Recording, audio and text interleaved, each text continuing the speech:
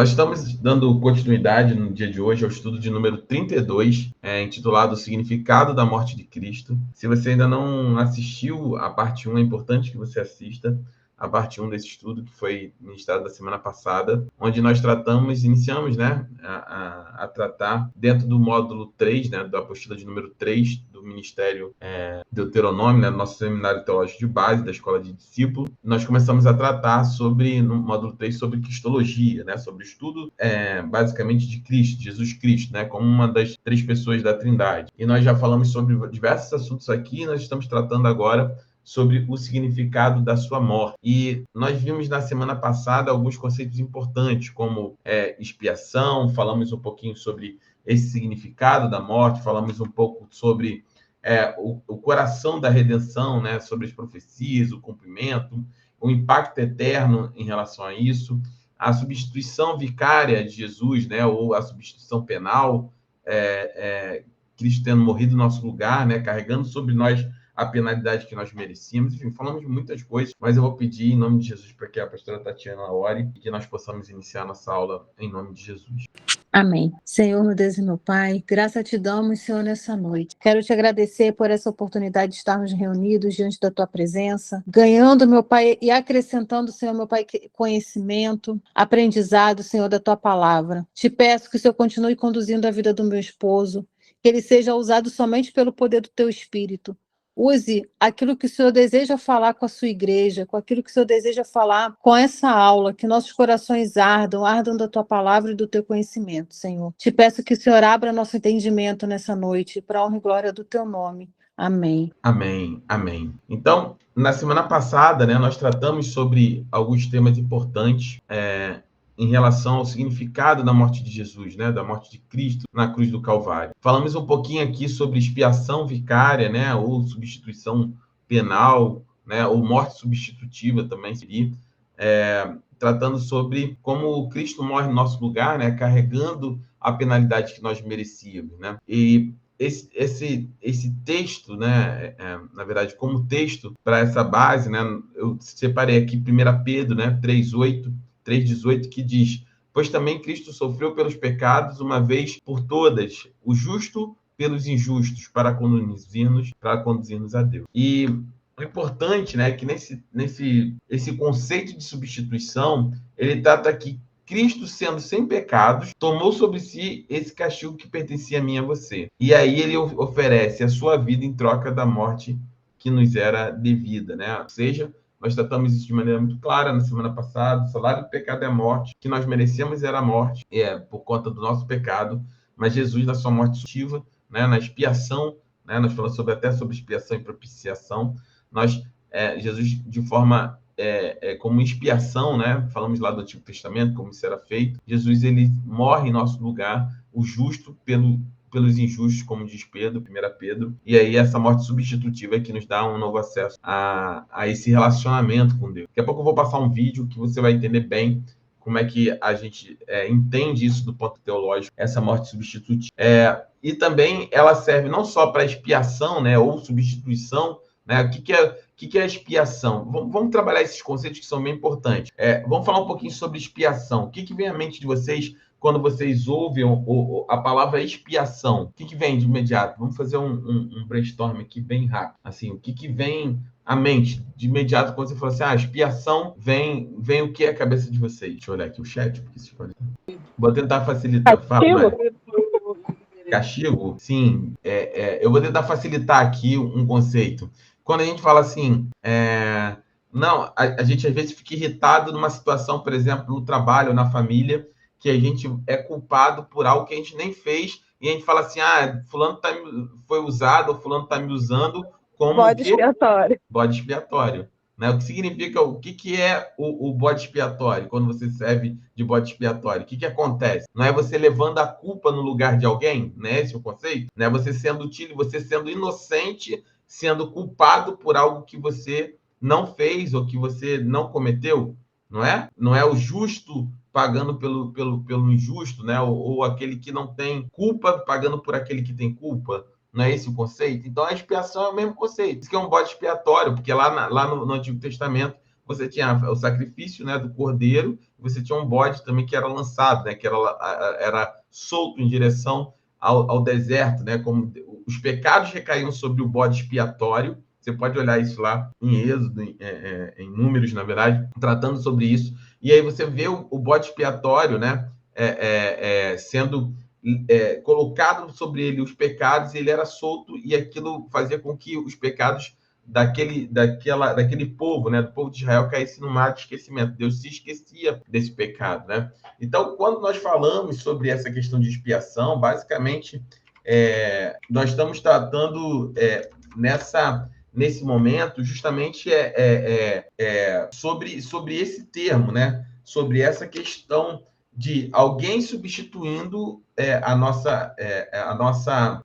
nossa culpa, né? Quando a gente coloca isso. Se eu não me engano, quando nós falamos sobre essa questão do bode expiatório, né, na tradição hebraica, dia, né, é a festa do Yom Kippur, né, onde eles tratam sobre isso. Deixa eu pegar o texto, eu acho que dá números levíticos. Deixa eu ver se eu acho. Deixa eu só pegar o texto aqui, que eu vou abrir para a gente dar uma olhadinha. Tem que pesquisar aqui. É Levítico mesmo. Levítico, que é 16. Peraí.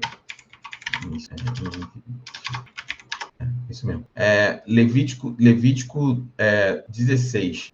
Deixa eu ver só, confirmar um versículo aqui. Levítico 16, versículo 20. Deixa eu ler para vocês, para que vocês entendam. Diz assim, ó, no versículo 20, né? Eu vou ler um pouquinho antes, para vocês entenderem qual era o ritual. Tá? Ó, o Senhor falou com Moisés, versículo 1 do capítulo 16 de Levítico, tá? De Levítico. O Senhor falou com Moisés depois que morreram. Deixa eu compartilhar a tela para que vocês possam até acompanhar e não fique algo que eu leio e estão vendo que eu estou lendo. Confirme para mim se vocês estão vendo agora. Estão vendo, né? Pronto. Então, o Senhor falou com Moisés depois que morreram os dois filhos de Arão por haverem se aproximado do Senhor. O Senhor disse a Moisés: diga a seu irmão Arão que não entre a toda hora no lugar santíssimo, através do véu, diante da tampa da arca, para que não morra, pois aparecerei na nuvem acima da tampa. Então, alguns conceitos importantes você já vê de cara dentro daquilo que nós queremos. Olha, Arão era o sacerdote, sumo sacerdote. Nem ele tinha acesso ao lugar santíssimo, ao Santo dos Santos, né? Porque havia um véu que separava, né? A presença de Deus que era manifestada na Arca da Aliança era separada, a presença real de Deus era separada através do véu. Esse véu, obviamente que não aqui ainda no tabernáculo, mas mais à frente, dentro do templo, né? E lá no caso já de Jesus do segundo templo, é esse véu que é rasgado, que separava o homem, né? O sumo sacerdote do lugar santíssimo. Então, em Cristo, esse véu é rasgado, e aquilo que era restrito somente um homem, uma vez por ano, por exemplo, nós podemos ir baseado no sangue de Jesus até a presença de Deus, hoje de maneira individual, íntima, e vamos dizer assim, né? Está aberto, essa presença de Deus está aberta a nós a qualquer momento, desde que nós nos coloquemos na presença dele, através de oração, de uma vida de comunhão com Deus. Então ele fala, para que não morra, pereça na nuvem, acima da tampa. Arão deverá entrar no lugar santo com novilho, como oferta de pecado, e com carneiro como holocausto. Dá um novilho e um carneiro. Ele vestirá a túnica sagrada de linho, com calções também de linho por baixo, porá o cinto da linha na cintura e também turbante de linha, seus vestes sagrados, por isso ele se banhará com águas antes de vesti-lo. Receberá da comunidade de Israel 2 bodes, como oferta pelo pecado, e um carneiro como holocausto. Arão sacrificará o novilho como oferta pelo seu próprio pecado, para propiciação por si mesmo e sua família. Então, ele recebia aqui em cima um carneiro e um novilho, né? Um novilho como oferta pelo pecado e um carneiro. Aí ele pegava o novilho, ofertava por si mesmo, e depois ele pega os 2 bodes, apresenta ao Senhor e entra na tenda do encontro, né? Que era ali já para o início do Santo dos Santos, para começar o processo de purificação. E tirará sorte quanto aos 2 bodes, um para o Senhor e outro para Azazel. Arão trará o bode cuja sorte caiu para o Senhor e sacrificará como oferta pelo pecado. Mas o bode sobre o qual caiu a sorte para Azazel será apresentado vivo ao Senhor para se fazer propiciação e será enviado para Azazel no deserto. Arão trará o novilho como oferta, enfim, ele vai explicando, e aí, mais na frente, ele diz, olha, quando Arão terminar de fazer a propiciação pelo lugar santinho, pela tenda do encontro, pelo altar, trará para frente o bode vivo. Então colocará as 2 mãos sobre a cabeça do bode vivo e confessará todas as iniquidades e rebeliões dos israelitas e todos os seus pecados, e os porá sobre a cabeça do bode. Em seguida, enviará o bode para o deserto, aos cuidados de homem designado para isso. E o bode levará consigo todas as iniquidades dele para um lugar solitário, e o homem soltará o bode no deserto. E aí, depois Arão entrará na tenda do encontro, tirará as vestes de linho que usou para entrar no lugar santíssimo e deixará ali. Então, esse conceito, né, de bode expiatório é justamente em relação a esse ritual aqui que está descrito em Levítico no capítulo 16, onde dentro daquele ritual de oferta, olha como é que era trabalhoso, tá? O importante aqui não é nem você gravar somente o ritual em si, mas que você entenda como era trabalhoso, custoso, penoso, né? Havia uma série de pré-requisitos de se achegar até a presença de Deus, de entrar na presença de Deus, de fazer a oferta, de purificar o sacerdote, de escolher o novilho, de escolher o bode, joga a sorte, coloca os pecados sobre esse bode. Um sacrifica ao Senhor, o outro manda para o deserto, representando que Deus haveria de se esquecer, né, do pecado do seu povo, né, que Deus não se lembraria. Então, assim, isso tudo hoje, né, o que nos demanda, né, como é importante, como é fundamental para nós a morte de Jesus na cruz. Porque como a morte de Cristo na cruz como sacrifício definitivo, né, definitivo, olha como as coisas são de certa forma, facilitadas para nós. Todo esse trabalho, hoje, ele passa simplesmente por nós confessarmos a Deus o nosso pecado e, uma vez tendo nossos pecados lavados no sangue do Cordeiro de Deus, que tira o pecado do mundo, nós temos toda a confiança para nos achegarmos até a presença de Deus e entrarmos na presença do Senhor. Então, toda essa aliança, por isso que a Bíblia vai falar que essa aliança, né, Hebreus, que nós estamos estudando no capítulo 1, diz, essa aliança, ela era limitada, ela era falha, ela tinha um monte de problemas, entre aspas, não pela aliança, mas porque, teoricamente, era só para ser feito, se o homem fosse bom e justo, isso era para ser feito uma vez, duas vezes, mas o homem é pecador, então toda hora precisava morrer um inocente, né, no caso dos animais, serem sacrificados por conta do pecado humano. Então, aquela quantidade de sangue, aquela quantidade de animais sacrificados, só expunha algo que era muito claro, que era a deteriorização da raça humana, a nossa incapacidade de viver em pecado e a nossa incapacidade de viver diante do Deus Santo. Apontava para esse processo de, vamos dizer assim, né, de deterioração do caráter humano, uma vez da sua queda no Éden. Então, esse termo, né, de expiação, ele é importantíssimo para que a gente possa entender, né, a questão da redenção dos pecados, né? Porque, da mesma forma que eu falei, olha, o que vem à cabeça de vocês quando você trata sobre expiação? Aí a gente chegou aqui, a bode expiatório, a Mari falou sobre essa questão de pagar, né?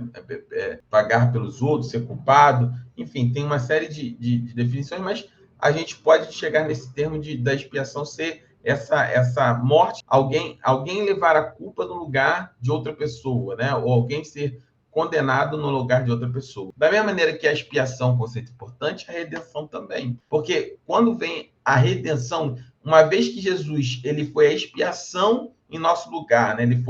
Ele é o Cordeiro de Deus que tira o pecado do mundo e morre em nosso lugar. Agora vem a questão da redenção dos pecados, né? Que é também um outro fator importante. E por redenção, a gente tem que entender que o termo redenção, ele significa, como é que eu posso explicar? Ele significa a libertação, anote isso se você quiser, é a libertação mediante o pagamento. Quando alguém é redimido, né? Quando alguém é redimido, quando algo ou alguém é redimido, significa que essa pessoa ou esse objeto, né? Ele foi liberado de uma custódia ou de uma prisão mediante o pagamento de algo. Então, quando a redenção é a libertação mediante o pagamento. Então, Cristo paga com seu sangue para nos libertar da escravidão do pecado. Não é que simplesmente Jesus nos liberta do pecado. Não. Existe isso que é importante aqui, talvez esse seja o grande ponto. Existe um custo. Quando a Bíblia fala que ele levou sobre si as nossas dores, quando fala que tetelestai, né, que está pago, está consumado, quando fala que ele cravou na cruz a cédula, né, de dívida, né, o que havia contra nós, existe um custo, literalmente, para que eu e você sejamos livres. Jesus, ele paga, né, esse preço. Por isso que nós falamos que Jesus pagou um preço que era impagável. Então, o conceito de redenção é libertação mediante o pagamento. Não é simplesmente que Jesus foi lá e tomou o Léo, a Mariana, a Yasmin, o Marcos, a Daniele, a Priscila, a Lorena, o Lúcio, a Tatiana, e foi lá e simplesmente tirou, libertou, foi lá e quebrou as correntes e levou embora. Não é somente isso, mas Deus, ele é justo em todos os seus caminhos. Então, existia um preço. O pecado, ele é necessariamente pago com a morte. Então, esse preço que era impagável, Jesus, ele paga. Então, Jesus chega literalmente e fala, olha, quanto que custa a vida do Marco? É o preço de morte, é um preço de sangue. Então, está pago. Quanto que custa a vida do Léo? É um preço de morte, um preço de sangue. Então, está pago. Quanto que custa a vida do Lúcio, da Yasmin, da Mariana, da Lorena, da Priscila, da Tatiana? É um preço de morte. Então, está aqui, está pago. Esses conceitos são importantes. Então, a expiação é a morte no nosso lugar, a redenção é a libertação mediante o pagamento. E aí, num terceiro movimento que nós vamos ver hoje, na aula de hoje, a partir daí, entra o movimento de reconciliação, que significa, basicamente, você restabelecer esse relacionamento entre Deus e o homem.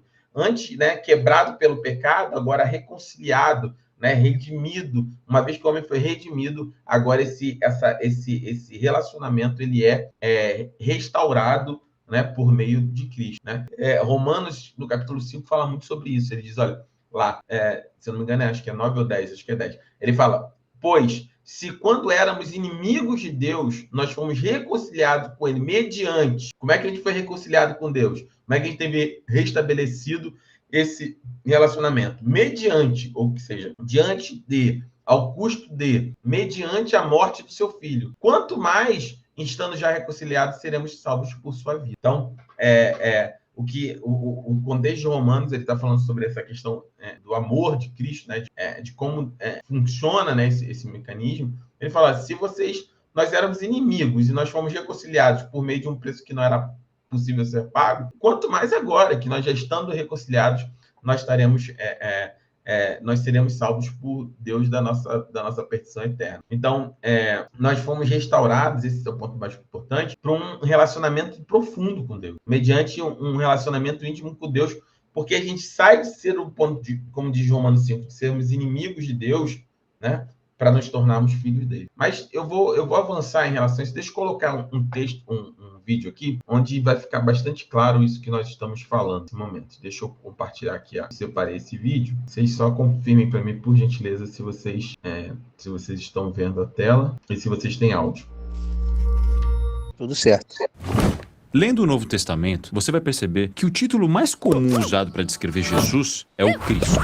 Ou seja, o Messias. Mas, surpreendentemente, Jesus quase nunca se descreve assim. Em vez disso, ele se chama de Filho do Homem.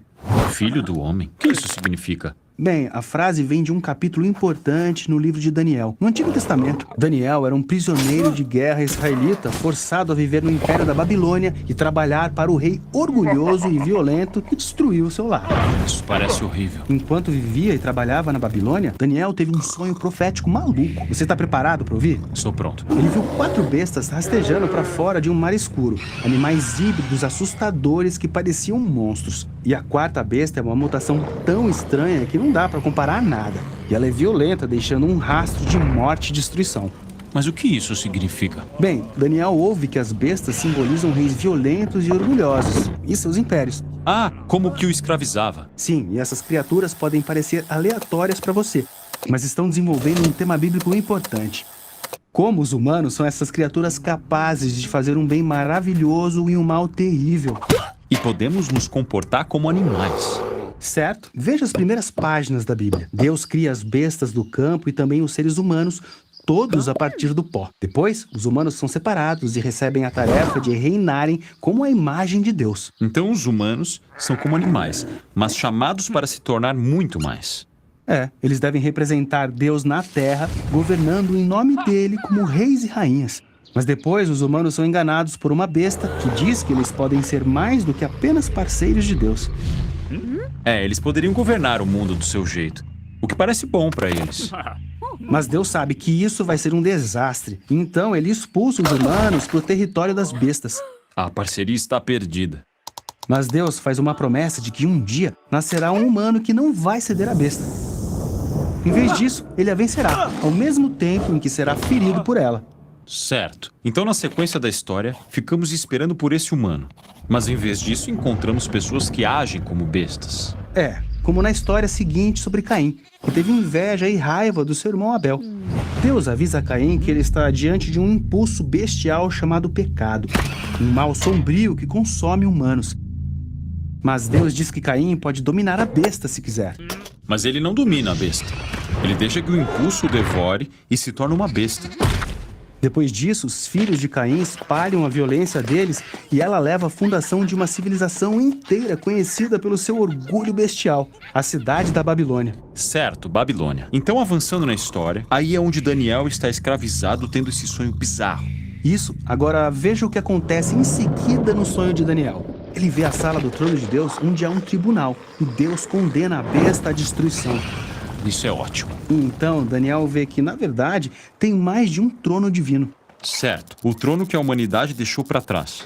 Isso. Não teve nenhum humano que conseguiu vencer a besta e governar junto com Deus até agora. Daniel vê uma figura chamada Filho do Homem, o que significa um humano. Ele viaja em uma nuvem até a presença de Deus e então se assenta no trono divino para reinar. A parceria está renovada. Sim, e mais. Toda a humanidade adora e serve esse Filho do Homem junto com Deus. Adora? Então esse não é um humano comum, é como um humano Deus. Exatamente. Então agora você pode ver porque Jesus, quando entrou em cena séculos depois, escolheu para si esse título, o Filho do Homem. Ele estava afirmando ser aquele verdadeiro humano que vem confrontar a besta. Ele foi tentado a tomar o poder do jeito da besta. Mas, diferente de todos antes dele, Jesus resistiu ao impulso. Então, saiu por aí expulsando a besta da vida das pessoas. E ele ensinava as pessoas a dominarem a besta ao invés de serem dominadas por ela. Certo. Mas como podemos dominar a besta? Bem, Jesus fez isso entregando sua vida. Espere, dominar a besta morrendo? Sim. Quando Jesus estava em um tribunal humano e foi condenado à morte, ele disse: de agora em diante, vocês verão o Filho do Homem sentado do lado direito de Deus e descendo nas nuvens. Mas esse é o momento em que ele está prestes a morrer. Isso. De uma perspectiva, a cruz parece um dispositivo bestial de tortura. Mas Jesus a via como seu trono. Nesse trono, ele expôs a natureza subhumana do nosso mal, deixando-o agir. Então, ele venceu com a sua vida e amor divinos. A execução de Jesus foi a sua exaltação. Então, Jesus é o primeiro humano a vencer a besta. E por isso pode ser parceiro de Deus no governo do mundo. Então agora Jesus está chamando à existência uma nova humanidade que pode vencer a besta da mesma forma paradoxal. Dominar a besta morrendo. E descobrindo que a vida e o poder de Jesus podem se tornar nossos para governarmos o mundo como parceiros de Deus, mas no estilo de Jesus.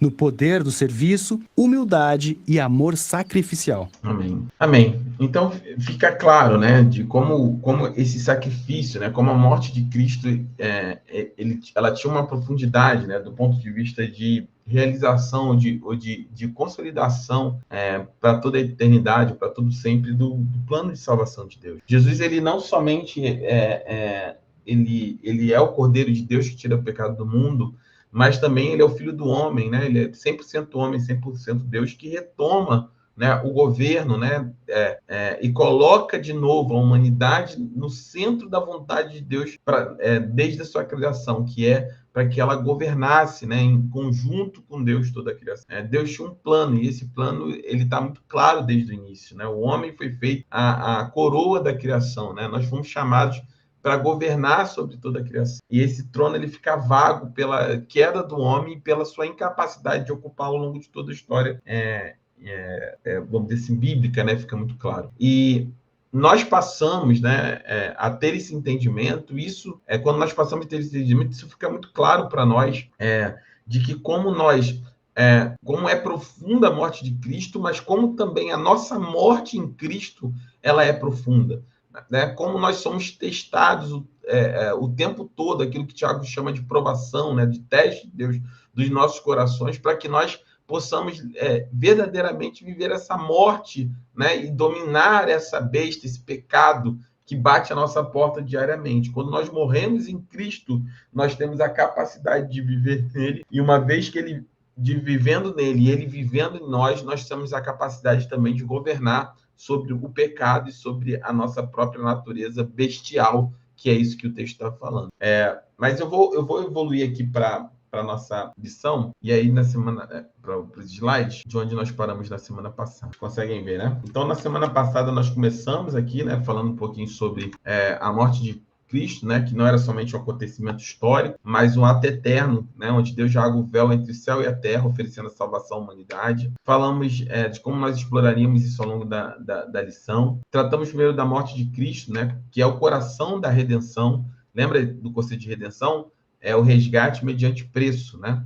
A morte de Cristo na cruz representa o âmago da fé cristã, é o centro de tudo, né? O ponto fulcral, o ponto central de tudo aquilo que nós estamos crendo e da forma como cremos, onde o amor divino e a justiça se encontram numa harmonia perfeita. E tratamos sobre isso, né? Sobre esse equilíbrio entre o amor de Deus e a justiça de Deus. Deus ama, mas Deus também é justo. E Deus precisava ser saciado na sua justiça, ainda que seu amor pela humanidade fosse tão profundo quanto e a ponto de a Bíblia nos dizer que esse amor é tão grande a ponto de ele ter dado seu próprio filho para que morresse em nosso lugar. Então, a morte de Cristo é o equilíbrio entre o amor divino e a justiça de Deus nessa harmonização perfeita, né? E esse evento transcendia ele passa não só a ser um evento histórico, mas um ato eterno, né? De que rasgou o véu entre o céu e terra, oferecendo salvação à humanidade. Esse conceito aqui é muito importante. Lembra na semana passada, quando nós falamos de que o tabernáculo, né, terreno, ele era só uma imagem do tabernáculo futuro, né, que era o próprio céu. O tabernáculo terreno era só uma imagem daquilo que já era o tabernáculo de Deus nos céus. Então, quando a gente fala entre um véu, né, no tabernáculo terreno, e ela pode ser lá no tabernáculo feito por Moisés, né, por Israel no deserto, ou o templo de Salomão, né, posteriormente, né, idealizado por Davi, construído por Salomão, ou o segundo templo lá reconstruído por Esdras e Neemias, que era o que figurava nos tempos de Cristo, né, até a sua destruição no ano 70 de Cristo. Mas esse templo, esses tabernáculos, ou esses templos, eles só eram uma imagem, uma projeção daquilo que era um tabernáculo celestial, que é onde Hebreus trata sobre isso quando nós estudamos. O autor de Hebreus fala, olha, esses sacerdotes, os levitas, os sacerdotes, né, segundo a linhagem de Arão, os sumos sacerdotes, eles ofereciam em algo que era só uma imagem, que era só uma representação daquilo que era o sacrifício, que era o tabernáculo de Deus, que é o próprio céu, que é a própria morada do Senhor, né? E Jesus, ele não entra nesse tabernáculo humano, mas antes entra no próprio tabernáculo celestial e oferece, a exemplo daquilo que era feito no tabernáculo terreno, de maneira ainda incompleta ou insciente, Jesus faz de uma maneira completa e ciente para tudo sempre. Então, uma vez que esse sacrifício é real, né, ele é concluído de forma real, no real tabernáculo celestial, também o real véu é rasgado, como é exemplificado na morte de Jesus no templo, que o véu se rasga de cima e embaixo, mas mais do que aquele véu físico, aquilo era só uma representação de algo que espiritualmente aconteceu, que era o rasgar do véu entre céu e terra, de maneira que agora não existe mais divisão, limitação entre céu e terra nesse aspecto. Nós vivemos o céu na terra, né? Que venha através do Espírito, da nossa comunhão, nós conseguimos ter um acesso, né, até a presença de Deus, até o Santo dos Santos, até a intimidade da presença do Senhor. Tá claro até aqui isso? Vocês têm alguma dúvida sobre o ponto? Querem fazer algum comentário? Fiquem à vontade, vou entender como não. Então, nós seguindo aqui na aula, nós falamos nessa substituição vicária, né, em relação a Cristo, né, em nosso lugar. E aí a gente parou, se eu não me engano, foi aqui na semana passada. Não, nós paramos aqui na substituição vicária, nós chegamos a falar sobre essa substituição, né, como a morte de Cristo em nosso lugar, e falamos sobre esses 3 pontos, né? A nossa culpa, que todos pecaram, né, estamos condenados à morte eterna, porque pela desobediência de um só homem, muitos foram feitos pecadores, né? Então, toda a raça humana cai em Adão e Eva, eles eram considerados cabeças federais de raça. Então, em um só desobediência, muitos foram feitos pecadores. O sacrifício de Cristo, né, que Jesus tomou sobre si a nossa culpa e morreu em nosso lugar. Ele mesmo levou os nossos pecados em seu corpo sobre o madeiro, para que, mortos para os pecados, vivêssemos para a justiça. Pelas suas feridas vocês foram curados. Então, 1 Pedro fala sobre o sacrifício de Cristo e, por fim, a nossa libertação,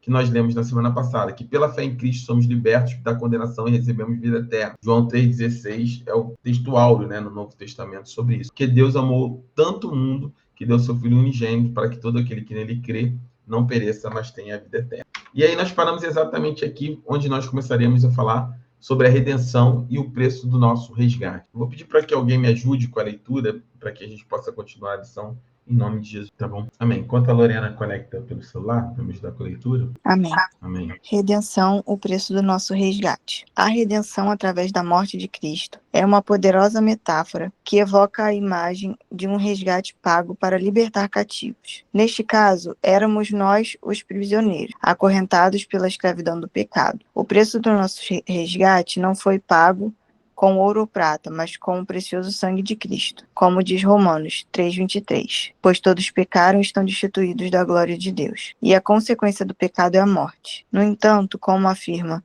1 Coríntios 6,20, porque vocês foram comprados por alto preço, portanto glorifiquem a Deus com o seu corpo. Amém. Este ato de redenção não apenas nos liberta da condenação, mas também nos confere uma nova identidade como filhos e filhas de Deus. Fomos comprados por um preço inestimável e agora pertencemos a Deus, chamados a viver em liberdade e santidade. João 1,12 declara: mas a todos que o receberam, deu-lhes o poder de se tornarem filhos de Deus, a todos que creem no seu nome. Somos, portanto, resgatados do poder das trevas e transferidos para o reino do Filho do seu amor. Colossenses 1:13 e 14. Libertação da escravidão. Cristo quebrou as cadeias que nos prendiam ao pecado e à morte. Preço inestimável. O sangue de Cristo, mais valioso que qualquer riqueza terrena, foi o custo da nossa redenção. Nova identidade. Redimidos, somos agora propriedade de Deus, chamados a viver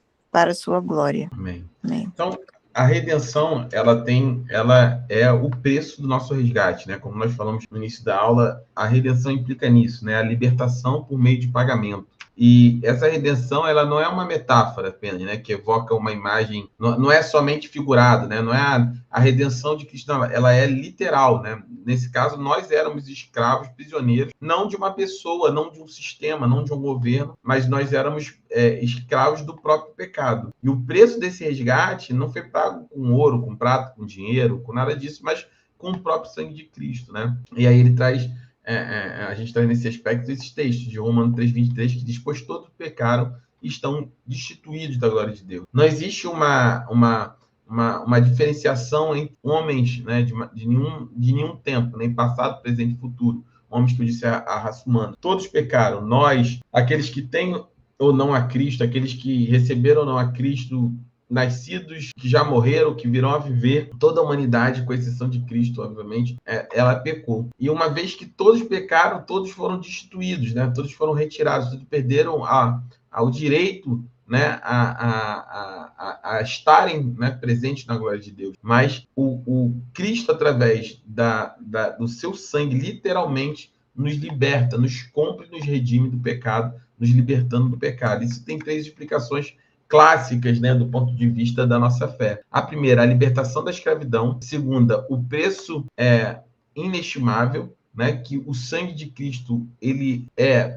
obviamente mais valioso que qualquer riqueza humana, e esse era o custo da nossa redenção. Nenhum outro preço cobriria, né, a nossa libertação. Não existia nada que nenhum de nós pudéssemos pagar, juntar ou fazer para que isso fosse pago. Somente o sangue de Jesus era valioso o suficiente. Por fim, essa libertação da escravidão através desse preço inestimável nos leva àquilo que nós chamamos de uma nova identidade, né? Porque uma vez redimidos, nós somos agora propriedade de Deus, porque Deus nos comprou com o seu próprio sangue. E aí ele nos compra e nos faz um chamado. E esse chamado é para viver para a sua glória. Quem tem acompanhado a série de mensagens de Cartas para o Novo Mundo, sem ser nesse último domingo, há 2 domingos atrás, nós falamos sobre isso, que nós somos chamados por Deus para viver para a sua glória. Nós somos chamados por Deus para viver para que a nossa vida seja um testemunho da sua glória. Temos uma só vida para fazer isso, porque o homem só é dado o direito de viver uma única vez. E uma vez que temos uma só vida, nessa vida devemos viver de forma tal que nessa única chance que temos, nós consigamos oferecer ou dar a glória que é devida àquele que nos redimiu, que nos resgatou do nosso cativeiro, que era o pecado que gerava a morte eterna, né? E a morte aqui, nós falamos em outras aulas sobre isso. Morte, o conceito de morte não é a morte física, mas a segunda morte. O crente não tem a primeira morte. Nós tememos a segunda morte, que é a separação eterna de Deus. É viver eternamente separado de Deus. Amém? E aí a gente vai falar sobre a reconciliação, né? Que é a ponte de Deus e a humanidade. Eu não sei, a Lorena está me ajudando, mas eu queria que mais pessoas me ajudassem. Eu não sei se vocês estão aí, mas mais pessoas pudessem ajudar, seria bom. Mariana, Yasmin, Marcos, Sila, Daniela, se estiver com o Léo, o microfone aberto, se vocês puderem ajudar com a leitura, seria importante. Pastor, me perdoa, mas infelizmente a gente no celular não tem como, não consigo enxergar nem o Marcos. Tá bom. Me perdoa. Tá bom. Deixa eu ver aqui, então. Eu vou, acho que é mais. Pastor, me perdoa também, eu estou aqui fazendo janta e ouvindo. Tá bom. Vamos então, não sei se é porque eu não queria incomodar a Lorena. Te incomoda, Lorena? Você pode ajudar com isso? Posso, pastor, claro, não incomoda não. Então vamos lá. Só tô um pouquinho lenta porque eu tô dando zoom aqui no celular, é difícil mesmo, mas amém, não tem problema não. Vamos lá. Reconciliação, a ponte entre Deus e a humanidade. A morte de Cristo na cruz ergueu uma ponte sobre o abismo que separava a humanidade de Deus. Esta reconciliação restaurou a paz e a harmonia entre o Criador e a sua criação, sanando a ruptura causada pelo pecado. Através desse ato sublime, Deus não apenas nos perdoou, mas também nos convidou a uma relação íntima e pessoal com Ele, como descrito em 2 Coríntios 5, 18 e 20. E se tudo isso provém de Deus, que nos reconciliou consigo mesmo por meio de Cristo e nos deu o ministério da reconciliação. Isto é, em Cristo, Deus estava reconciliando consigo o mundo, não atribuindo aos homens as suas transgressões, e nos confiou a palavra da reconciliação. Portanto, nós somos embaixadores de Cristo, como Deus exortasse por meio de nós, em nome de Cristo, rogamos, reconciliai-vos com Deus. Deixa eu só ter aqui, pronto, travou aqui. Esta reconciliação? Essa reconciliação não é um mero acordo diplomático, mas uma transformação profunda que nos permite entrar na presença de Deus com ousadia e confiança. Somos agora embaixadores dessa reconciliação, chamados a proclamar e viver essa mensagem de paz com Deus uns com os outros, como afirma Colossenses 1:20. E por meio dele, Deus quis reconciliar consigo todas as coisas, quer na terra, quer nos céus, fazendo a paz pelo sangue da sua cruz. Amém. Isso é muito lindo, assim. Olha como é que é profundo, olha. A reconciliação que Deus estabeleceu não é só um acordo diplomático, né? Mas é uma transformação profunda que permite a gente entrar na presença de Deus com ousadia e confiança. Não é só um apaziguamento, não é um acordo entre duas partes que estavam em guerra, não é isso. Não é um acordo de meio termo, vamos dizer assim, né? Para que não haja é melhor um mau acordo do que uma boa briga, né? No jargão jurídico. Não é sobre isso. Não é que Deus simplesmente fez um acordo diplomático para que houvesse o homem passasse a viver novamente na presença dele. Não. Deus simplesmente, essa reconciliação não é somente um ajuste para que se viva nas mesmas bases de antes, somente ajustando alguns comportamentos. Não. Deus literalmente estabelece uma ponte entre Deus e a humanidade.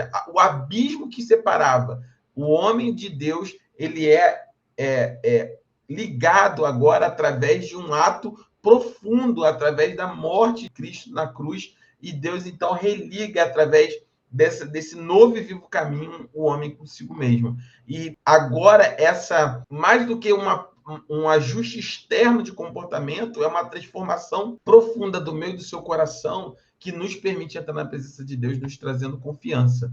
E aí a gente passa agora, mais do que simplesmente vivermos essa transformação, somos embaixadores dessa transformação, dessa reconciliação. Nós somos chamados por Deus para não somente viver essa reconciliação, para dizer assim, olha, eu sou salvo, sou redimido no sangue de Cristo, né? Jesus morreu na cruz no meu lugar, eu sou redimido porque Jesus comprou a minha vida com alto preço, com um preço que era impagável. Eu fui liberto por um preço que ninguém poderia pagar e Jesus pagou, e agora eu estou reconciliado com Deus, né? Tem um louvor que nós cantamos na igreja, que Colossenses 1, né? Que a gente vai até repetir nesse culto para fazer de maneira melhor, mas a gente fala sobre isso, Colossenses 1 da FOP, né, do Ministério FOP. Então, o que a gente está dizendo com isso? É que nós fomos reconciliados com Ele, nós fomos reconciliados com Deus. Nós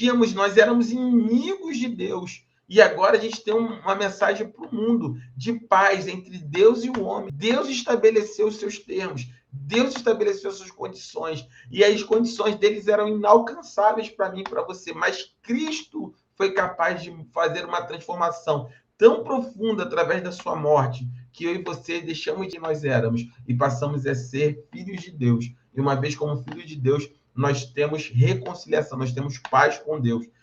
Prestem atenção, irmãos, isso não é um simples conceito. Você bota isso na sua cabeça, bota no seu coração. Você e eu, nós éramos inimigos de Deus. Você tem uma pessoa que talvez na sua vida você não gostou, já teve algum momento da sua vida alguém que era seu inimigo, sua inimiga, a pessoa que te perseguiu. Então, você e eu, nós éramos inimigos de Deus. Deus estava de um lado e a gente estava do outro. A gente fazia tudo contra aquilo que era os preceitos de Deus, os princípios de Deus. A gente era contra ele. Mas em Cristo Jesus, nós temos agora paz com Deus. Nós fomos reconciliados. Aquilo que estava perdido foi reconstruído por um novo e vivo caminho, que é Cristo Jesus. Então, quando o louvor fala sobre isso, de termos paz com Deus, por exemplo, é baseado nesse texto de Colossenses 1:20, né? E por meio dele, Deus quis reconciliar consigo todas as coisas, quer na terra, quer no céu, fazendo a paz pelo sangue da sua cruz. Por meio dele, presta atenção, dele quem? Cristo. Deus quis. Não é que Deus precisava, não é que Deus deveria, não é que Deus tinha uma obrigação moral, não é que Deus era obrigado a fazer isso, não é que Deus precisava de alguma forma fazer isso. Não, simplesmente Deus quis. Quando você entende, e eu entendo que Deus quis, a nossa mente se abre para o Evangelho, a nossa mente se abre para o amor de Deus. Por que você vive na presença do Senhor? Porque Deus quis. Porque Deus, mais do que querer, Deus te quis. Você entende, Senhor? Você entende que o Criador dos céus e da terra, você entende que o Senhor que criou todas as coisas, Ele te quis, Ele te desejou, Ele te amou, Ele te quis. Ele olhou para você na eternidade, Ele falou, eu quero a Mariana, eu quero o Marco, eu quero a Yasmin, eu quero a Priscila, eu quero a Tatiana, eu quero a Daniela, eu quero a Lorena, eu quero o Léo, eu quero. Deus quis você. E em querer você, em amar você, Deus estabeleceu um plano para que isso fosse possível. E existia um abismo colossal, absurdo, intransponível. Você já viu aquela imagem americana dos cânions, do Grand Canyon, dos cânions gigantescos, intransponíveis, vales gigantescos, você não consegue passar de um ponto para o outro. É um cânion infinitamente maior do que esse que separava o homem de Deus, que separava você e eu de Deus. E Deus quis, e por ele querer, ele reconciliou, ou seja, ele fez com que fosse construído esse novo caminho, essa ponte entre o homem e Deus, o objeto de seu amor e aquele que amou. E em Cristo nós fomos reconciliados. E agora nós temos a oportunidade, nós temos o privilégio de vivermos em paz com Deus. E essa é a mensagem do Evangelho. Nós somos chamados para pregar isso. Isso é ser igreja. Nós somos embaixadores do reino. A expiação de Cristo, morrer no nosso lugar, a redenção, sermos libertos por um preço que era impagável, a libertação por meio de um preço a ser pago, e esse preço foi pago e era impagável. E mais que isso, não é que Deus simplesmente foi lá e libertou você e me libertou, não. Ele libertou e reconciliou. Ele libertou e trouxe você de volta. Ele restaurou, ele restabeleceu esse relacionamento. E isso é a mensagem do Evangelho. E é isso que nós devemos pregar até o último dia das nossas vidas. Para todo aquele que o recebeu, que creu no seu nome, que confessou o nome de Cristo Jesus como Senhor e Salvador da sua vida. Existe a oportunidade de você ser feito filho de Deus e ter paz com Deus. Depois dessa aula, você ouça esse louvor de Colossenses 1, do House of Prayer, lá do Florianópolis, do Hope, do FOP. Você vai entender claramente como é profundo aquilo que está escrito em Colossenses e como esse louvor é lindo. Nós temos paz com Deus. O louvor fala assim, olha, agora um homem como eu pode num homem ver a Deus. É o texto, o louvor fala justamente do vídeo que nós... Em Cristo, a humanidade retomou o controle. E em Cristo nós reinaremos eternamente. E em Cristo nós teremos paz eterna com o Senhor. Glória a Deus. E então, a separação. O pecado criou um abismo entre Deus e a humanidade. Como podemos ler em Isaías 59, 2? Mas as vossas iniquidades fazem separação entre vós e o vosso Deus, e os vossos pecados ocultam o seu rosto de vós, de modo que ele não nos ouve. Olha como era, e o profeta Isaías fala de uma maneira profunda, ele fala, olha, os pecados de vocês, a iniquidade, lembra todo o conceito da escola de discípulo, nós já estudamos aqui, volte nas aulas, o que é iniquidade, significa iniquidade, né? O que é pecado, é errar o alvo, né? Tá longe do centro da vontade de Deus. Isso, né? Os pecados e a nossa iniquidade, a maldade inerente ao coração do homem, o mico, aquele que vive contrário àquilo que Deus estabelece, né? Ele simplesmente não só faz com que Deus, não fazia somente com que Deus ocultasse o seu rosto de nós, não é que somente que nós tínhamos uma separação, olha só, havia uma separação e por essa separação Deus ocultava o seu rosto de nós. E pior do que isso, Deus, de modo que ele nem nos ouvia. Você tem esse relacionamento com Deus, você imagina uma vida com Deus onde Deus não te ouve, onde simplesmente você é ignorado, você está separado de Deus a tal ponto que você é ignorado, você nem é ouvido por conta dos seus pecados, da sua iniquidade, da minha iniquidade, mas em Cristo Jesus nós fomos capazes de sermos reconciliados com ele. E agora ele tem, seus olhos e ouvidos estão inclinados, né? Estão inclinados para ouvir a minha e a sua súplica, a minha e a sua oração. Nós temos agora mais do que um Deus que nos libertou. Nós temos um Pai que vem em secreto, ouve em secreto e nos encontra no secreto. E a reconciliação.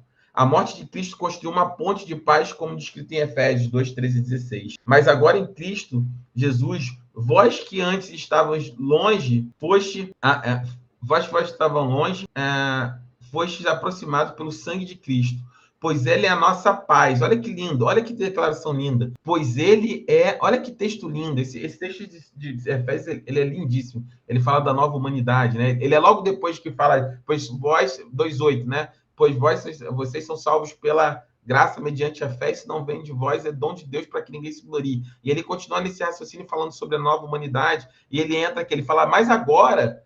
Ele fala assim, antes vocês eram ladrões, corruptos, prostitutos, errados, vocês viviam longe de Deus, mas agora, em Cristo Jesus, vocês que antes estavam longe, vocês foram aproximados pelo sangue, pois pois ele é a nossa paz, e ele fez dos dois um só, derrubando o muro de separação, a inimizade. Nós fomos reconciliados, né? Ele fala sobre, aqui nesse texto de Efésios também, ele fala sobre como Israel era cercado, né? Com um muro, né?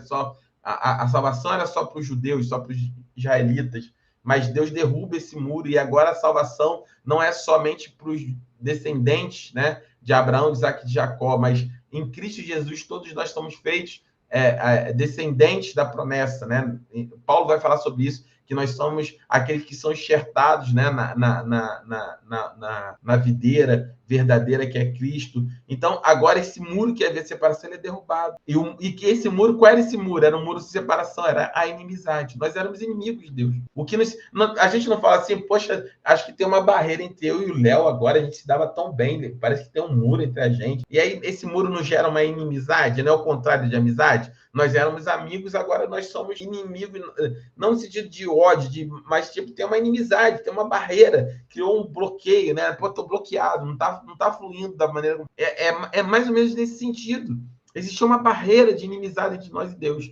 E aí ele continua, na sua carne, quem? Cristo, né? Ele anulou a lei dos mandamentos, expressa em decretos para criar em si mesmo dos dois um novo homem, fazendo a paz. E assim ele reconciliou com Deus em um só corpo ambos os grupos, tanto os judeus como os gentios, por meio da cruz, tendo morrido na cruz do Calvário. Jesus não só reconcilia o povo judeu de quem Isaías falava, mas toda a humanidade. Agora, Deus de dois, um povo gentio e um povo, o povo de Israel, Deus agora faz uma nova humanidade. Esse capítulo 2 de Efésios fala sobre essa nova humanidade. E nessa nova humanidade, né, nós vamos, no capítulo 4, nós vamos ter essa capacidade. No capítulo 2 trata sobre nova humanidade. 4 é o que nós estudamos para o Conexão. E ele vai falar dessa nova humanidade. Deus pega, a salvação era só para os judeus. Havia um muro de inimizade de todo mundo. Jesus destrói esse muro, pega esse povo que falhou tanto, leva, reconcilia com Deus, mas também pega o gentio e reconcilia. E de dois povos faz um único povo. Quem? Essa nova raça, uma nova humanidade que viverá eternamente com Deus. Quando? Quando nós formos reconciliados definitivamente, quando Jesus voltar e aquilo que é corruptível, né, o nosso corpo, for transformado em algo incorruptível. Nós teremos o mesmo corpo de glória que Jesus recebeu na sua ressurreição. Então, ressurretos com Cristo, seremos co-herdeiros de Cristo, viveremos eternamente com Cristo e reinaremos, como diz o vídeo, eternamente no trono de Deus.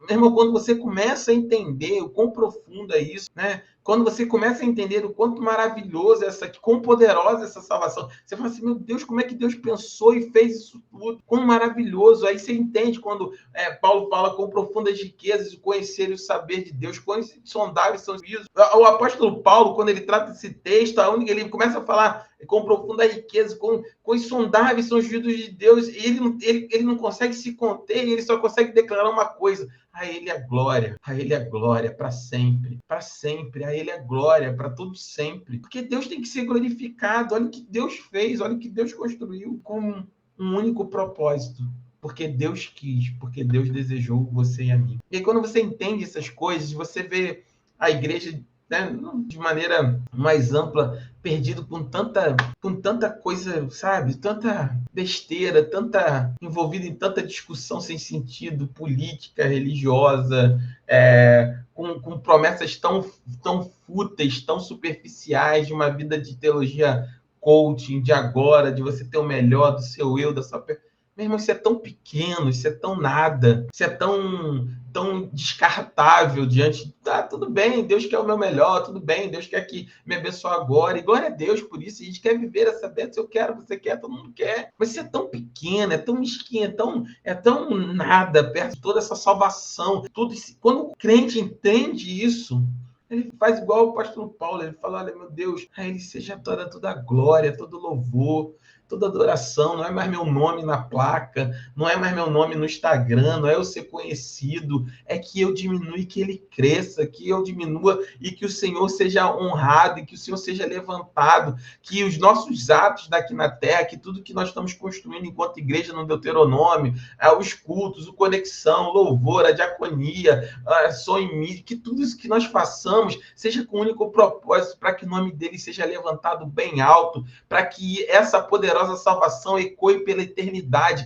até que ele decida vir nos levar para ele. É para isso, irmão, é para isso que nós fomos chamados. Esse é o propósito da igreja. E aí você vê tantas pessoas se perdendo com coisas tão fúteis, brigas dentro da igreja, briga de ministério, quem é maior, quem senta na frente, quem ouve mais, quem fala... Porque não entenderam, irmão, não entenderam. Porque se tivessem entendido, eles teriam entendido que nunca foi sobre eu e você. O reino não é sobre mim, sobre você. O reino é sobre ele. É sobre ele. Sobre o que ele fez, sobre o que ele nos propiciou, sobre a comunhão que foi restaurada para todo sempre. E aí a propiciação, né, como a satisfação da justiça divina. Isso eu já falei na primeira aula, eu vou só passar aqui de maneira mais macro. Então, a propiciação é um conceito profundo, né, que revela como a morte de Cristo satisfez plenamente a justiça de Deus, aplacando a sua ira santa contra o pecado. Jesus, ao morrer na cruz, tornou-se o sacrifício perfeito que cobriu os nossos pecados e nos tornou aceitáveis diante de Deus. Em Hebreus 9:22 diz, nós estudamos esse texto, pois quase tudo é purificado com sangue, segundo a lei, e sem derramamento do sangue não há remissão. Em 1 João 2:2 diz, ele mesmo é a propiciação pelos nossos pecados, e não somente pelos nossos, mas também pelos de todo o mundo. Esse ato de propiciação demonstra tanto a severidade do juízo de Deus, ou seja, a ira de Deus santa precisava ser aplacada, quanto o pecado, do juízo de Deus contra o pecado, quanto a imensidão do seu amor pelos pecadores. Através de Cristo, a justiça e o amor de Deus, isso é importantíssimo, é equilibrado, né? A balança é estabelecida. A justiça e o amor de Deus encontram-se num beijo perfeito, permitindo que Deus seja justo e justificador daquele que tem fé em Jesus, como diz Romanos 26. Olha que conceito lindo. Deus não somente ele é justo, mas ele é justificador. Ele não somente ele executa a sua justiça, mas ele também justifica aqueles que ele ama. Deus ele é justo. Não, se pecar, morre. O salário do pecado é a morte. Sou justo? Sou, mas também amo. E como eu amo, o preço precisa ser pago. Mas o meu amor é tão grande que eu mesmo vou pagar esse preço. Deus não se corrompeu no seu propósito nem na sua essência. Deus continua tendo seu justo juízo, mas Deus cumpriu esse justo juízo através da sua justificação, através do seu amor feito para aqueles que têm fé em Cristo Jesus, como diz Romanos 3,26. É como se fosse um beijo perfeito entre a justiça e o juízo de Deus. Em Romanos 5,8 ele diz o seguinte: mas Deus demonstra o seu amor por nós na medida que, quando ainda não eram pecadores, Cristo morreu por nós. E 1 João 4,8. Quem não ama não conhece a Deus, porque Deus é amor. Esse é o ponto mais importante. O evangelho, ele é a expressão do amor de Deus. Nós precisamos, quanto igreja, amar uns aos outros, amar o nosso irmão, amar o nosso próximo. Quem não ama não conhece a Deus. Quem não é capaz de perdoar não conhece a Deus. Quem não tem a expressão do amor de Deus em sua vida não conhece a Deus. Porque Deus, ele não somente ele é amor, mas ele é a expressão pura e plena do que é amor. E aí o impacto transformador, né, da morte de Cristo. Você pode ler, Lorena, para nós avançarmos aqui? Posso. A morte de Cristo não é apenas um evento histórico ou um conceito teológico. É uma realidade transformadora que impacta profundamente a nossa vida diária. Compreender o significado da cruz deve levar-nos a uma vida de gratidão, santidade e serviço. Somos chamados a refletir diariamente o amor sacrificial de Cristo nas nossas atitudes, decisões, relacionamentos, conforme exorta Romanos 12:1. Portanto, irmãos, rogo-lhes pela misericórdia de Deus que ofereçam seus corpos como sacrifício vivo, santo, agradável a Deus, que é o seu culto racional. Essa transformação manifesta-se na nossa adoração sincera, no amor ao próximo, no perdão oferecido aos outros e na nossa disposição de viver sacrificialmente pelo reino de Deus. A cruz torna-se o nosso ponto de referência, moldando a nossa identidade e propósito, como vemos em Colossenses 3:3. Pois vocês morreram e a sua vida está escondida com Cristo em Deus. Amor. Amamos porque ele nos amou primeiro, conforme João 13:34. Dou-lhes um novo mandamento.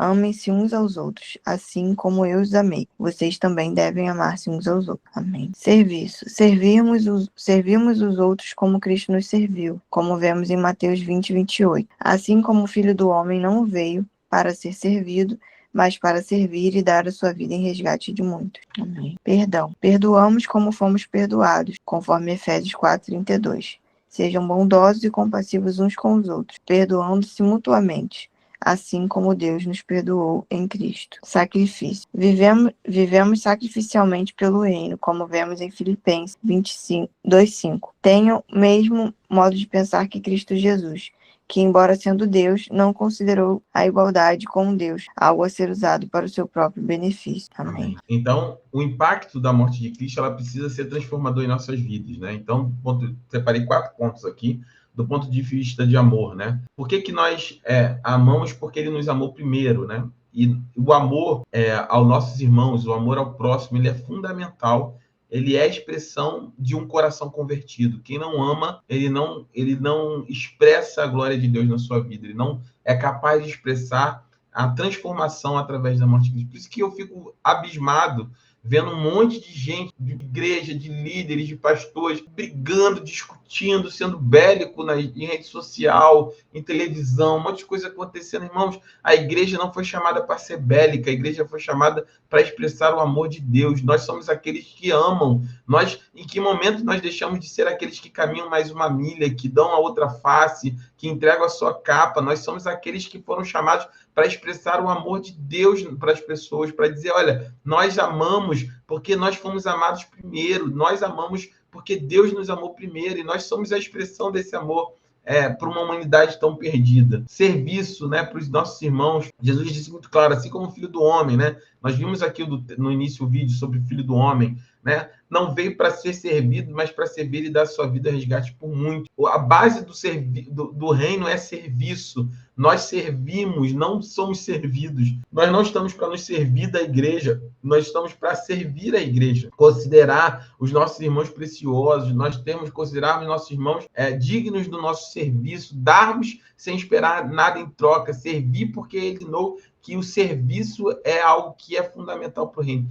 Nós servimos porque ele serviu. O maior do reino é aquele que serve. Por isso que no reino não cabe o ego, não cabe o eu, né? A pessoa que fala assim, muito que eu isso, eu aquilo, eu faço, eu aconteço, eu sou bom, eu sou boa, eu faço, eu entendo. Meu irmão, se você vê a pessoa com esse discurso, com certeza o coração dela não está em... porque eu sou melhor, porque eu sou maior, porque eu vou ficar no lugar, porque eu não vou ficar na liderança. Porque, meu irmão, isso tudo não funciona para o reino. Um impacto da morte de Cristo gera amor e gera um serviço. Nós servimos porque ele nos ensinou a servir. Gera perdão em relação às pessoas, né? Nós estamos sempre com o coração perdoador, compassivo, né? Um com o outro, perdoando mutuamente. Se o irmão errou, alguém errou com você, perdoe, meu irmão. Tenha um coração aberto. O perdão é a expressão da transformação de Cristo na sua vida. E sacrifício, né? Nós vivemos sacrificialmente pelo reino. Tenham o mesmo modo de pensar, né? Que Cristo Jesus, que embora sendo Deus, não considerou a igualdade com Deus algo a ser usado para o seu próprio benefício. Não é o quanto você é grande, porque eu sei muito, porque eu conheço muito, porque eu sou ungido, porque eu oro muito, porque eu tenho dons, porque, meu irmão, se você caminha por esse ponto, você está equivocado. Mesmo você tendo todos esses dons, mesmo você tendo todos esses predicados, meu irmão, minha irmã, se você não entendeu que o reino é sobre se esvaziar de si mesmo, mesmo que você seja bom o suficiente ou bom bastante aos olhos humanos, ainda assim você deve considerar isso tudo como perda. Lembra do apóstolo Paulo? Pois eu considerei todas essas coisas como perda, como esterco, como nada, e me submeti à vida em Cristo Jesus. E a compreensão, né, dessa mensagem, ela leva a um outro ponto, que é o compartilhamento da mensagem da cruz. A compreensão profunda do significado da morte de Cristo não deve permanecer como conhecimento estático, mas deve impulsionar a compartilhar essa mensagem transformadora com o mundo. Somos chamados a ser embaixadores de Cristo. Em 2 Coríntios 5:20 trata sobre isso, proclamando a mensagem da reconciliação, como lemos em Colossenses 1:20, e oferecendo esperança aos que estão perdidos. Este chamado para compartilhar o evangelho manifesta de diversas formas, através do nosso testemunho pessoal, do ato de compaixão, do serviço à comunidade, da proclamação ousada da verdade. Cada crente tem um papel único nessa missão, usando seus dons e talentos para alcançar os outros com amor. Então, não adianta você dizer assim, eu sou convertido, pastor, eu aceitei a Cristo. Meu irmão, como é que você entende que alguém foi impactado? Você compartilha dessa mensagem? Você leva a outro através do seu testemunho pessoal, dos atos de compaixão, né? Do perdão, da misericórdia, de um coração aberto, né? Para o serviço à comunidade, aos irmãos, né? A proclamação da verdade, a pregação do evangelho. Isso não é um papel do pastor, isso não é um papel do ministério, isso não é um papel do evangelista. Esse é um papel do crente. Cada crente tem um papel único nessa missão, que é usar os seus dons e talentos que Deus te deu para proclamar o amor de Cristo. Você quer saber o seu nível de crentice, o quão crente você está? Olhe para a sua vida e veja o quanto que você compartilha do amor de Deus com as pessoas. Um crente que não fala de Cristo é um crente que está vazio, que não está cheio do Espírito Santo. Porque o Espírito de Deus nos foi dado com um propósito, para que nós sejamos suas testemunhas. Lembra de Atos capítulo 8? Serão revestidos de poder para que sejam minhas testemunhas até os confins da terra, né? Judéia, Samaria, Jerusalém, Judéia, Samaria, até os confins da terra. O Espírito Santo, ele nos foi dado com um propósito. Se você não fala do amor de Deus, existe um problema. É o que nós temos tratado, por exemplo, aqui na igreja, no Ministério Conexão, por exemplo. Eu emiti um comunicado chamado qual é a próxima conexão? Nós precisamos fazer e falar do amor de Deus. O objetivo do Ministério Conexão não é somente a gente se reunir em um único local e cuidarmos uns dos outros. Isso é importante também, comunhão também. Mas é que nós possamos propagar o reino, convidar alguém, chamar alguém, falar do amor de alguém. Uma igreja viva é uma igreja que alcança pessoas. E aí você pode, coloquei alguns pontos, testemunho pessoal, dizer como Cristo, né, a morte de Cristo transformou a sua vida, né? E aí o texto de 1 Coríntios 12, pois todos nós já fomos batizados em um só Espírito para formar um só corpo, quer judeus, quer gregos, quer escravos, quer livres, e todos nós bebemos de um só Espírito. Fale do que Deus fez na sua vida, fale de como o amor de Deus mudou a sua vida. Esse é o mais poderoso testemunho que você pode dar. Mas qualquer conhecimento bíblico, teológico, fale do amor de Deus. Declare o amor de Deus. Atos de compaixão, demonstre o amor de Cristo através das suas ações práticas, né? E aí, esse texto de Mateus 25, 35, 36, ele é fundamental. Tive fome, vocês me deram de comer. Tive sede, vocês me deram de beber. Fui estrangeiro e vocês me acolheram. Estive nu e vocês me vestiram. Estive doente e vocês me visitaram. Estive na prisão e vocês me vieram me ver. O ato de compaixão com as pessoas ao nosso redor, com os nossos irmãos, com a nossa família, ele é um testemunho vivo de que Cristo opera em nós. Uma proclamação ousada, né? Anuncia a mensagem da cruz com coragem e clareza, pois não me vergonho do evangelho de Cristo, porque ele é o poder de Deus para a salvação de todo aquele que crê, primeiro judeu e também grego, Romanos 1,16. Então, nós precisamos proclamar com ousadia. Meu irmão, nós pregamos a verdade, e a verdade precisa ser pregada. Não há por que nos envergonharmos daquilo que cremos e nem esconder aquilo que cremos. E por fim, né? Uma oração intercessória. Interceda pelos perdidos, confiando que Deus ele é capaz do poder de salvar essas pessoas, no poder redentor de Cristo. Portanto, eu recomendo que, em primeiro lugar, se façam súplicas, orações, intercessões e ações de graça por todos os homens. Então, ore pelas pessoas, testemunhe para as pessoas, proclame do amor de Deus das pessoas, seja ousado na sua fé e veja Deus alcançar o perdido diante dos seus olhos para a honra e glória de Deus. Nós estamos nesse processo na igreja, né? O Ministério Conexão, ele é o ministério para nós falarmos desse amor, onde cada crente nascido de novo tem a oportunidade de compartilhar do amor de Deus, né? Com um bom motivo, convidar para uma reunião dos pequenos grupos, falar do amor de Deus. Mas o nível nosso de comunhão com Deus está diretamente relacionado do quanto nós falamos de Cristo no nosso dia a dia. E aí, a conclusão, né? Ao concluir, né, sobre este estudo sobre o significado da morte de Cristo, somos desafiados a viver cada dia à luz da cruz.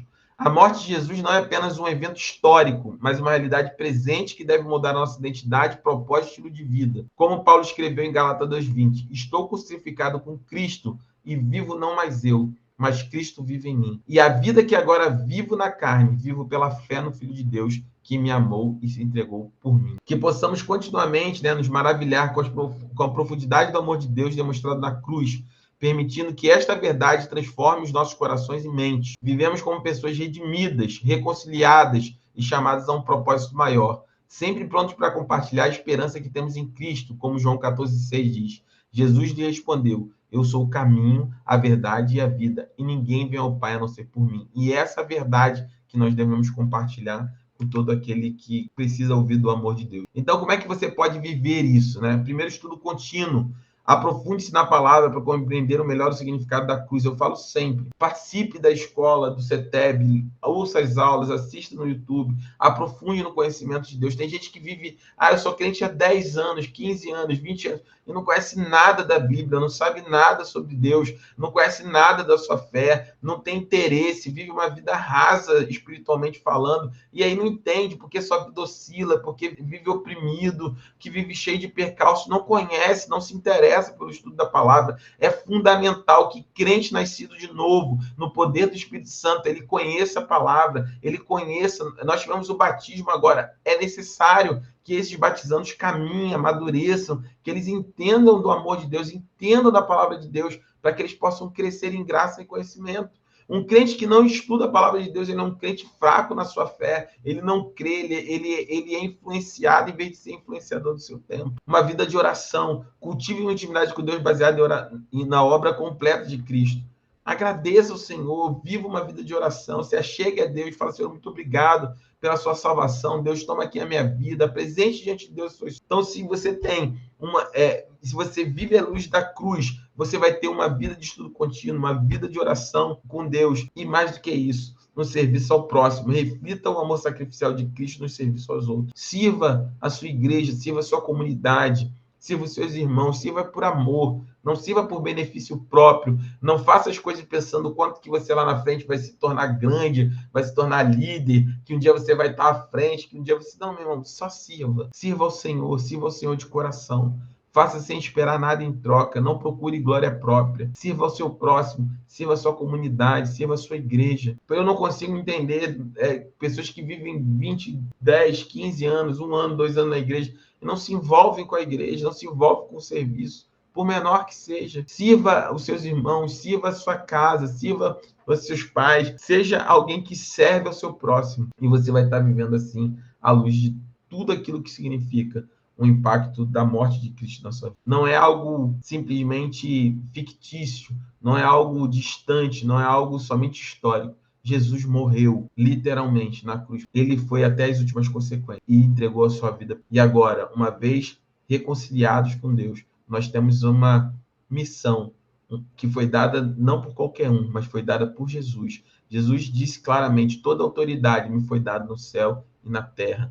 Portanto, ide, pregue o evangelho, façam discípulos, ensinem todas as coisas que eu vos ensinei, batizem em nome do Pai, do Filho e do Espírito Santo. Nós recebemos uma ordem clara e nós precisamos exprimir, viver isso em todos os dias da nossa vida. A palavra ali em Mateus 22, já falei sobre isso várias vezes, não é simplesmente ir de longe, ir para lá, ir para outro país, é no gerúndio original, é indo, pregue o evangelho, indo no trabalho, indo na escola, indo no ônibus, indo almoçar na pensão, indo falar com o seu amigo, indo numa festa de família, onde vocês forem, preguem, falem desse amor, testemunhem daquilo que Cristo fez na sua vida. E nós veremos os frutos para a honra e glória de Deus, em nome de Jesus. Amém? Jesus abençoe a sua vida, que Jesus possa te dar esse discernimento, você que está aqui na aula online, você que está assistindo depois de nós gravarmos, mas que a morte de Cristo realmente marque a sua vida. E você entendendo esse amor, viva por esse amor e viva para esse amor. E viva na esperança de que sua vida seja um canal de Deus, para que outros conheçam desse amor. Ai de nós, se não fosse aqueles que vieram antes de nós, amém? Ai de nós, se não fosse aqueles que vieram antes de nós. Homens, servos e servas fiéis ao Senhor, que se levantaram no tempo que eles deveriam se levantar, com o amor que deveriam amar e com o espírito que deveriam carregar de ousadia, e anunciaram para cada um de nós sobre esse amor, e nos alcançaram pelo poder que o Espírito Santo age na vida de cada um. Ai de nós se não fossem esses homens e essas mulheres, e que nós possamos ser como esses homens e como essas mulheres, aqueles que não se calam, aqueles que proclamam que Jesus morreu sim, mas ele morreu e ressuscitou e hoje vive e reina para sempre. E essa salvação, essa reconciliação, essa paz com Deus, a paz com Deus está disponível para qualquer um que aceite e que confesse Jesus Cristo como Senhor e Salvador de sua vida. Amém? Vamos orar. Que Jesus abençoe a nossa noite, para a honra e glória dele. Vou pedir a Lorena que ore para que nós possamos encerrar a nossa aula em nome de Jesus. Amém. Pai amado e querido, Senhor Deus, nós agradecemos, Senhor. Primeiramente, agradecemos por esse momento, por essa aula. Agradecemos, Senhor, pela tua morte por nós, Senhor, pelo seu sacrifício por nós, pelas nossas vidas. Agradecemos por tudo aquilo que o Senhor fez e tem feito a cada dia, através do teu Espírito nas nossas vidas, Senhor. Nós nos colocamos diante do Senhor, Pai, nessa noite. Nós nos colocamos com um coração quebrantado, um coração entregue, Senhor. Uma vida rendida aos teus pés, Senhor. Porque o que nós poderíamos te oferecer, Senhor, senão a nossa vida e o nosso coração, Deus, diante de tudo aquilo que o Senhor fez por nós, Senhor. Nós agradecemos, Senhor, nós glorificamos ao teu nome, Deus, e nós agradecemos também por essa aula, Senhor, por essa oportunidade de nos aprofundar no teu conhecimento, Senhor. Agradecemos pela vida do nosso pastor, Senhor, que o Senhor possa cada dia mais, Senhor, cuidar da vida dele, das necessidades dele, dar condições, Senhor, para que ele esteja aqui e esteja cada vez mais empenhado, Senhor, em fazer as coisas para o Senhor, Pai.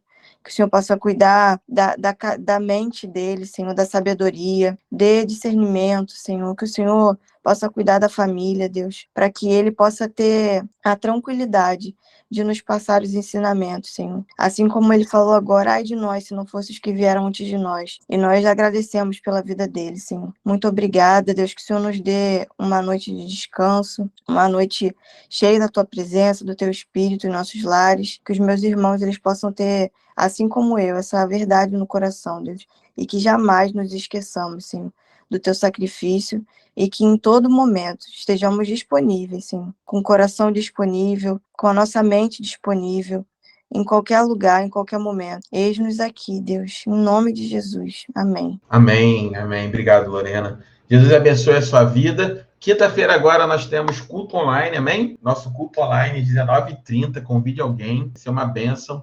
E domingo nós temos o nosso culto presencial, tá? Jesus abençoe a sua vida, fiquem na paz e uma boa noite a todos. Boa noite, boa noite. Boa noite. Boa noite.